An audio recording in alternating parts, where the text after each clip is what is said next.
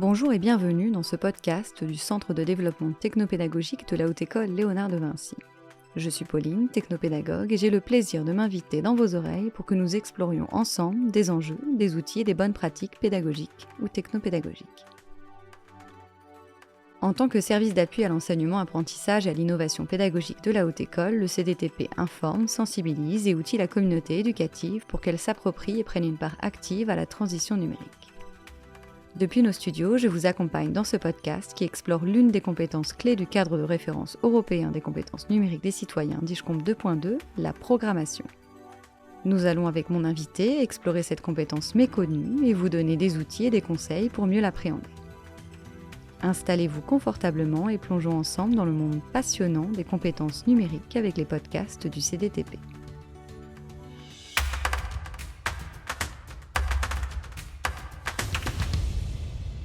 Aujourd'hui, nous rencontrons Alexis Mac, enseignant en numérique et en mathématiques à la Haute École Léonard de Vinci. Bonjour Alexis. Bonjour Pauline. Pourriez-vous vous présenter en quelques mots ainsi que votre rôle au sein de la Haute École ? Bien sûr, donc je suis Alexis Mac, je suis un enseignant en numérique et en mathématiques à la Haute École Léonard de Vinci.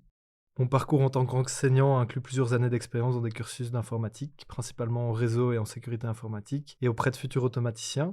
J'utilise personnellement la programmation pour me simplifier la vie quotidiennement, et je suis fermement convaincu de l'importance d'aider les étudiants à développer leurs compétences en programmation. Cela leur permet non seulement de mieux comprendre le monde numérique dans lequel ils évoluent, mais aussi de répondre à des besoins personnels et aux exigences numériques croissantes du marché du travail. Pour commencer, pouvez-vous nous expliquer ce qu'on entend par cette compétence du référentiel DIGCOMP, programmation ?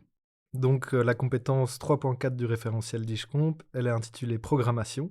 L'objectif principal de la programmation, c'est l'automatisation de tâches informatiques. À ses débuts, on pensait que cette automatisation, ça permettrait de libérer beaucoup de temps aux êtres humains. Et en réalité, c'est pas exactement ce qui s'est passé. Donc on a gagné beaucoup en efficacité, mais il y a des nouvelles tâches qui sont apparues pour remplacer les anciennes tâches qui ont été automatisées.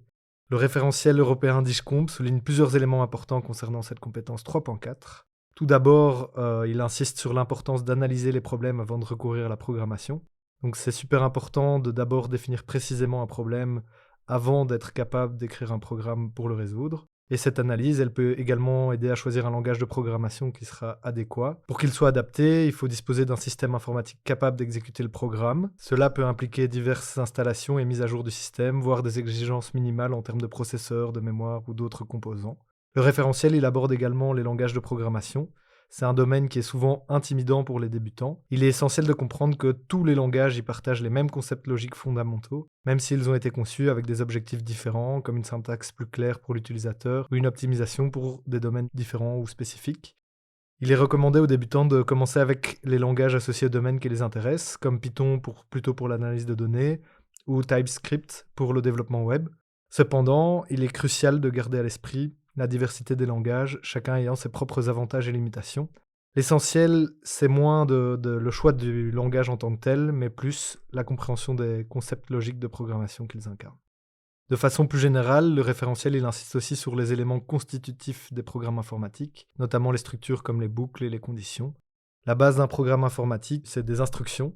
Un même algorithme qui comprend par exemple deux boucles imbriquées et différentes conditions, il se matérialisera par des instructions écrites selon les règles strictes propres au langage de programmation utilisé. Merci. Est-ce que vous pourriez nous donner un exemple concret de comment cette compétence peut être utilisée au quotidien ? Bien sûr, donc dans l'exemple de l'entreprise, quelque chose qui peut être très classique, c'est l'automatisation de rédaction d'offres de prix et de mails pour envoyer ces offres de prix. Et donc vous avez pendant la semaine un commercial qui va passer voir différents clients, il va collecter des informations et vous aurez par la suite un programme qui va utiliser toutes ces informations qui auront été encodées pour compléter automatiquement les données d'une offre standard et pour envoyer un mail personnalisé à chacun des clients. Donc oui, c'est un gain de temps qui est précieux et ça permet aussi de réduire le risque d'erreur humaine. Donc si je comprends bien, si je travaille dans un service RH, je pourrais utiliser cette automatisation non pas pour la rédaction des offres de prix, mais pour la rédaction d'offres d'emploi. Par exemple, oui, absolument. Vous pourriez avoir des offres standards et rajouter des éléments factuels et ponctuels dans l'offre de manière automatisée en fonction de certains éléments clés que vous allez rajouter. D'accord. Et si je prends un exemple en tant qu'enseignante, j'ai beaucoup de données dans mes learning management systems comme Moodle. Je pourrais très bien l'utiliser pour faire l'analyse de la consultation des ressources en ligne par mes étudiants et d'automatiser par exemple l'envoi d'un mail lorsque l'étudiant est à tant de pourcentage de non-lecture ou de non-consultation d'une ressource. Absolument, vous pouvez les Moodle est déjà programmé en ce sens, donc là-dessus, vous n'avez pas rajouté de la programmation, mais c'est une programmation qui est derrière et donc on pourrait réfléchir à des éléments qui n'existent pas encore, sur Moodle et rajouter par nous-mêmes un petit programme, qu'on aurait fait nous-mêmes pour nous aider à détailler des éléments en plus et effectivement, on peut extraire énormément de données comme, le temps passé sur la page Moodle, le temps passé en lecture, les scores, à différents tests, Moodle qui seraient corrigés automatiquement et avoir des réactions automatisées en fonction de ça, pour, inciter, les étudiants à continuer à travailler le cours. J'imagine qu'il est donc important de bien choisir les tâches à automatiser. Oui, absolument, donc là, pour moi, l'exemple, le plus flagrant, c'est dans beaucoup d'entreprises, il y a un petit, mail, qu'on reçoit, lors de son anniversaire. C'est évident que c'est un mail automatique, donc moi, je trouve ça juste du gaspillage numérique. Je pense que ça apporte vraiment très peu, au travailleur qui reçoit un mail dont il sait très bien que c'est un envoi automatique, basé simplement sur sa date de naissance. Donc ça, je trouve ça déjà dommage et après à côté de ça, si on reprend l'exemple de l'entreprise, je pense qu'automatiser par exemple des envois de mails publicitaires, c'est parfois moins efficace que d'envoyer, quelqu'un sur place, discuter pour essayer de vendre, un produit. Et pourquoi finalement est-il important pour tout citoyen d'aujourd'hui de développer cette compétence? Alors c'est vraiment une compétence, essentielle, de notre monde moderne. Elle permet de mieux comprendre, comment fonctionnent les technologies que nous utilisons, tous les jours.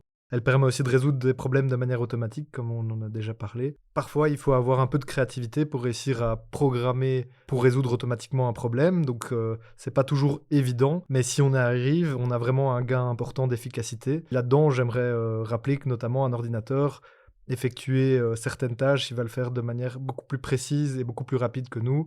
Je pense à des calculs, à des recherches, dans des registres ou des éléments, comme ça et donc vraiment là-dessus, c'est même plus fiable que l'humain et plus rapide, donc ça vaut la peine de ne pas le faire soi-même. Est-ce que la démocratisation des systèmes d'intelligence artificielle est une bonne nouvelle dans ce domaine? Alors oui, la démocratisation des systèmes d'intelligence artificielle, c'est plutôt une excellente nouvelle, mais elle vient aussi avec ses propres défis, évidemment. L'IA, elle nous offre de nouvelles opportunités pour réussir à automatiser des tâches plus complexes, pour analyser des données à une échelle encore plus grande qu'avant. Mais c'est important que les développeurs y prennent en compte des aspects éthiques, notamment la transparence, la non-discrimination et la prévention des préjugés. Et à ce titre, la maîtrise de la programmation, elle permet de mieux comprendre et de mieux contrôler ces systèmes et donc de les utiliser d'une manière plus responsable, plus éthique, et donc de contribuer à des solutions technologiques qui soient plus justes et plus équitables. À ce titre, vous dites qu'il est crucial que les développeurs prennent en compte l'aspect éthique. Pourquoi? Alors, il y a eu quelques exemples où des IA qui étaient censés communiquer avec nous, par exemple sur des réseaux sociaux, se sont retrouvés à se radicaliser au fur et à mesure des conversations dont elles se nourrissaient. Et donc, on se retrouve à avoir euh, sur nos réseaux, et je pense que c'est encore d'actualité, des bots, donc des programmes automatiques qui répandent des commentaires plutôt haineux ou autres. Et évidemment, d'un point de vue déontologique, il faut éviter de laisser se répandre des discours de haine, surtout si c'est simplement de l'automatisation. Comment les gens peuvent-ils commencer à développer cette compétence? Y a-t-il des ressources spécifiques que vous recommandez? Alors, pour ceux qui souhaitent commencer à développer cette compétence, je recommande fortement de visiter la plateforme pix.org. Donc Pix, elle offre des tests d'auto-évaluation qui couvrent 5 grands domaines du numérique et les compétences numériques du cadre de référence européen d'IJCOMP. Les tests Pix, ils permettent de se familiariser avec la compétence programmation du référentiel européen notamment. Et en plus de ça, on peut utiliser des plateformes comme Code Academy, Coursera, EDX, qui proposent des cours en ligne gratuits ou payants pour approfondir nos connaissances en programmation. On peut aussi utiliser des environnements de programmation visuels comme Scratch. C'est une excellente manière de débuter, notamment avec les plus jeunes, et ça permet aussi d'avoir une approche qui est un peu plus ludique. Quels sont les défis courants que rencontrent les débutants en programmation et comment peuvent-ils les surmonter? Alors souvent, les débutants en programmation, ils vont rencontrer des défis de compréhension des concepts, notamment l'utilisation des boucles, des conditions et des fonctions. Et donc, ils peuvent se sentir un peu submergés par les erreurs et les bugs. Et donc, pour les aider à surmonter ces défis, ce qui va être important, c'est de pratiquer régulièrement. et de ne pas avoir peur de faire des erreurs. On peut aussi participer à des projets pratiques et collaborer avec d'autres apprenants. Ça peut vraiment aider à rester motivé et à permettre de ne pas lâcher l'affaire. Et au niveau des qualités, ça va être lié à ce que je viens de dire. Il faut être patient, il faut être persévérant, parce que la programmation, c'est une compétence qui se développe avec le temps et l'expérience. Il s'agit vraiment de régularité. Faut-il être bilingue français-anglais pour débuter dans la programmation? Alors non, évidemment, il y a des mots-clés qui sont utilisés qui permettent de structurer nos programmes informatiques. Souvent, ces mots-clés, ils vont être en anglais, mais le nombre de mots-clés est vraiment limité. Même si vous n'avez pas une traduction parfaite du mot que vous utilisez, du mot-clé que vous utilisez dans votre programme, ça ne vous empêche pas d'écrire des programmes tout à fait valides et intéressants. Merci. Quel conseil donneriez-vous à quelqu'un qui hésite encore à se lancer dans l'apprentissage de la programmation? Là-dessus, j'aimerais revenir d'abord sur le contexte professionnel dans lequel on vit. Donc je pense vraiment que la capacité à écrire des scripts pour automatiser des tâches, ça peut vraiment significativement améliorer notre productivité. En plus, avec la montée en puissance de l'intelligence artificielle et la présence grandissante des systèmes informatiques dans notre quotidien, avoir des compétences en programmation, ça devient vraiment un atout majeur. Un professionnel qui est capable d'automatiser des tâches répétitives, pour gagner du temps, pour être plus précis dans son travail, il va devenir beaucoup plus productif qu'un professionnel qui n'est pas à l'aise avec les technologies numériques et avec la programmation. Et donc, vraiment, avec l'avènement en plus de l'IA qui nous permet de rédiger à notre place des bouts de programmes, le fossé de productivité entre les professionnels qui osent se lancer dans la programmation et ceux qui ne le font pas, il va faire que se creuser. Après, pour un autre aspect de réponse à cette question, il faut commencer petit. Donc, il ne faut pas se laisser décourager par la courbe d'apprentissage initiale. Ça peut sembler intimidant, la programmation au début, mais chaque petite victoire, chaque script qui fonctionne, c'est à chaque fois très gratifiant. Et il faut essayer de trouver des projets soit qui vous passionnent, soit qui vraiment vont vous permettre de gagner du temps et donc vont vous rendre la vie plus simple. Et du coup, vous allez avoir un apprentissage qui va être soit plus motivant, soit plus amusant. Il ne faut pas oublier non plus qu'il y a beaucoup de communautés en ligne qui sont très accueillantes et qui sont prêtes à aider les débutants. Donc vous avez beaucoup de forums où vous pouvez demander de l'aide, y compris pour des projets qui peuvent sembler ambitieux à votre niveau. Un excellent exemple de ça, c'est Makoto Koike. Donc c'est un fermier japonais. Son histoire va être racontée dans beaucoup de journaux. Donc dans sa ferme, il cultive notamment des concombres. Et après les avoir cueillis, il passait beaucoup de temps, ou ses employés, à devoir trier ces concombres en fonction de leur aspect, de leur taille, de leur couleur, et il faisait ça à la main. Et bien qu'il ne soit pas informaticien, lui, il a réussi à créer un programme capable de trier automatiquement les concombres en utilisant un modèle d'intelligence artificielle qu'il a lui-même entraîné avec plusieurs milliers de photos. Donc il a pris des milliers de photos en choisissant à chaque fois la bonne catégorie pour chacun des concombres, et puis après, il a créé une petite chaîne dans laquelle il a mis une webcam qui est capable de prendre une photo du concombre et sur base de l'entraînement avec les milliers de photos qu'il avait faites au préalable, il a pu permettre à son programme de décider, grâce à l'intelligence artificielle, dans quelle catégorie il fallait trier chaque concombre. Et donc évidemment, à moyen terme, c'est un gain immense pour lui et donc il a vraiment bien fait d'être déterminé et persévérant dans la programmation. Pour conclure, où est-ce que je peux trouver de l'information fiable pour me renseigner sur la programmation ? Donc en plus de la plateforme Pix, où comme je l'ai mentionné précédemment, vous pouvez vous auto-évaluer et améliorer vos compétences numériques, il y a d'autres sources fiables pour apprendre la programmation. Et dans les classiques, il y a notamment le site Stack Overflow qui va vous permettre de poser des questions sous forme de forum avec beaucoup de gens qui sont souvent présents sur ce forum et donc vous allez vite avoir des réponses très intéressantes, vous allez vite être débloqué. Il y a aussi le site GitHub qui permet là de partager en open source différents projets. Et donc souvent, quand on a un projet, il y a bien un projet proche qui existe déjà, et donc ça nous permet de gagner en temps, et aussi de pouvoir analyser la manière dont les choses ont été faites. Il y a aussi des livres, il y a aussi des cours en ligne, qui sont offerts notamment par des universités ou des hautes écoles renommées. On peut les retrouver notamment sur des plateformes comme Coursera, EDX, mais aussi directement sur les sites liés à ces universités ou ces autres écoles. Ce sont vraiment des outils vraiment utiles pour avancer dans la programmation. Au niveau des exemples très concrets, et si vous voulez voir ce que ça donne à la fin, et avoir peut-être un aspect plus motivant, puisque les choses vont avoir été produites pour que ce soit attrayant, vous pouvez utiliser YouTube. Il y a vraiment beaucoup de chouettes idées et de chouettes choses à découvrir sur YouTube et qu'on peut réadapter pour soi. Au niveau des organisations, il y a notamment l'organisation code.org. Il y a aussi des événements comme les hackathons qui peuvent vous offrir des expériences d'apprentissage pratiques et interactives. Moi, quand j'apprenais à programmer, j'aimais beaucoup la plateforme Learn Code the Hard Way, mais il faut savoir que l'essentiel de leurs cours sont devenus payants avec le temps et je ne sais pas s'ils sont toujours de bonne qualité.